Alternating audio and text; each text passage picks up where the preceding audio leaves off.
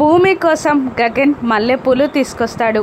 అది చూసి భూమి సంతోషపడుతూ కలలో మల్లెపూలు తెచ్చినట్టు, బావా నువ్వు నిజంగా తెచ్చావు, తెచ్చిన ఆ చేత్తోనే నా జడలో మల్లెపూలు పెట్టు బావా అని భూమి ప్రేమగా అడగగానే గగన్ భూమి వైపు ఒక్క నిమిషం అలా చూసి భూమి చేతిలో ఉన్న మల్లెపూల దండని తీసుకుంటాడు. ఇక సంతోషపడుతూ భూమి అద్దంలో తనని వెనకాలన్న గగన్ని చూస్తూ సంతోషపడుతూ ఉండగా ఆ మల్లెపూల దండని భూమి తలలో పెడుతూ కత్తెర పట్టుకుంటాడు గగన్.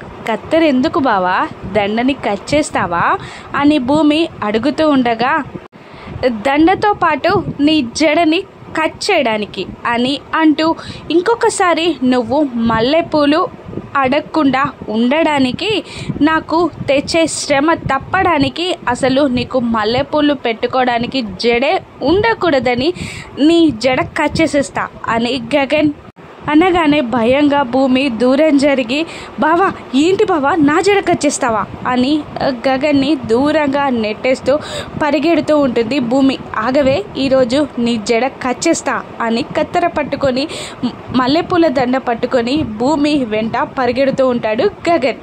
నిజంగానే భూమి జడని గగన్ కట్ చేస్తాడా, శారద ఆపుతుందా, భూమి ఎలా తప్పించుకుంటుందో రానున్న ఎపిసోడ్స్లో చూద్దాం. Thank you for watching.